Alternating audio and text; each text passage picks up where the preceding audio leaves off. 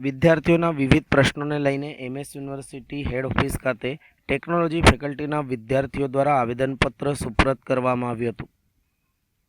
Technology ફેકલ્ટીના dean Dhanesh પટેલને 3 મહત્વના મુદ્દાઓને લઈને આવેદનપત્ર સુપ્રત કરાયું હતું.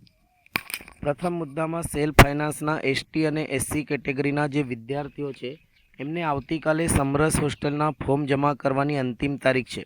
હજુ સુધી તેઓનું પરિણામ આવ્યું નથી. હવે રિઝલ્ટ એટલા માટે આવ્યું નથી કે હજુ સુધી એમને ફીસ ભરી નથી, પરંતુ જ્યાં સુધી એમને સ્કોલરશિપ ન આવે ત્યાં સુધી તેઓ ફી ન ભરે. યુનિવર્સિટી કે ફેકલ્ટી કોઈપણ રીતનું વિદ્યાર્થીઓ સાથે દબાણ કરી શકે નથી, જે નિયમ છે. જે રિઝલ્ટ તાત્કાલિક જાહેર કરાય, જેથી કાલે છેલ્લી તારીખ છે.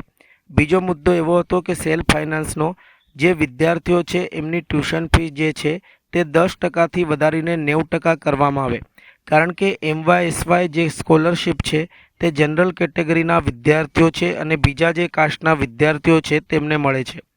સ્કોલરશિપ 50,000 મળવાના બદલે 5,000 મળે છે.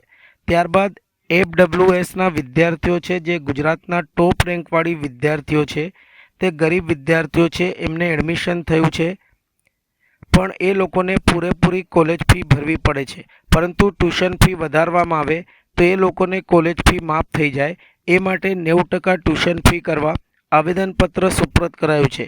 ત્રીજા મુદ્દામાં છેલ્લા વર્ષે NEPના અંડરમાં જે ડિટેન પોલિસીમાં જે બદલાવ કરવામાં આવ્યો છે એ બદલાવ આ વર્ષે પણ કરવામાં આવે, જેથી વિદ્યાર્થીઓનો 1 વર્ષ ન બગડે. એ માટે ટેકનોલોજીના વિદ્યાર્થીઓ માટે હેડ ઓફિસ ખાતે વિદ્યાર્થીઓ દ્વારા આવેદનપત્ર આપી રજૂઆત કરવામાં આવી હતી. આવેદન આપ્યું છે. આજ રોજ યુનિવર્સિટી હેડ ઓફિસ પર ધનેશ પટેલ સાહેબને, જે ટેકનોલોજી ફેકલ્ટીના ડીન છે, તેમને 3 મહત્વના મુદ્દાને લઈને આવેદન આપવામાં આવ્યું છે. જેમાં પહેલો મુદ્દો એવો છે એ સેલ્ફ ફાઇનાન્સના જે SC અને ST કેટેગરીના જે વિદ્યાર્થીઓ છે એ લોકોને આવતીકાલે સમરસ હોસ્ટેલના ફોર્મ ભરવાની લાસ્ટ ડેટ છે. હજુ સુધી એ લોકોનું રિઝલ્ટ આવ્યું નથી. હવે રિઝલ્ટ એ લોકોને એટલા માટે નથી આવ્યું કારણ કે એ લોકો ફીસ નથી ભરી, પરંતુ જ્યાં સુધી એ લોકોને સ્કોલરશિપ ના આવે, ગુજરાત ગવર્મેન્ટનો નિયમ છે જ્યાં સુધી સ્કોલરશિપ ના આવે ત્યાં સુધી એ લોકો ફીસ ના ભરે અને યુનિવર્સિટી કે ફેકલ્ટી એ લોકો પર દબાણ કોઈપણ જાતનું કરી શકે નહીં, એવો ગુજરાત સરકારનો નિયમ છે. તો એ રિઝલ્ટ તાત્કાલિક ધોરણે આજે ડિક્લેર કરવામાં આવે, કારણ કે એ લોકોને કાલે લાસ્ટ ડેટ છે.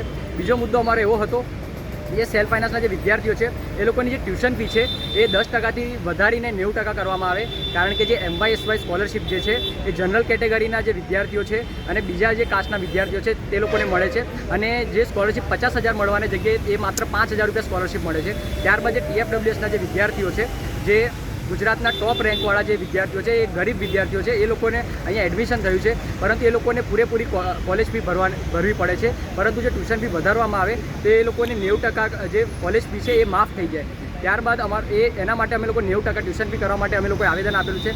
ત્યારબાદ ત્રીજો મુદ્દો અમારો એવો છે કે લાસ્ટ યર NEPના અંડરમાં જે ડિટેન પોલિસીમાં જે બદલાવ કરવામાં આવેલો હતો તે બદલાવ આ વર્ષે પણ કરવામાં આવે, કારણ કે લાસ્ટ યર 50થી 100 વિદ્યાર્થીઓ ટેકનોલોજી ફેકલ્ટીના અને યુનિવર્સિટીના ટોટલ 500 વિદ્યાર્થીઓ જે ડિટેન થયા હતા. ફર્સ્ટ યરમાં KT હતી અને થર્ડ યરમાં ગયા હતા, અને સેકન્ડ યરમાં KT હતી પરંતુ ફોર્થ યરમાં ગયા હતા. તો આ વર્ષે પણ જે એવા જે વિદ્યાર્થીઓ છે એ લોકોનું 1 વર્ષ ના બગડે, એ લોકોનું ભવિષ્ય ના બગડે, એ માટે અમે આ ટેકનોલોજી ફેકલ્ટીના વિદ્યાર્થીઓ માટે આજે હેડ ઓફિસ પર આવેદન આપેલું છે.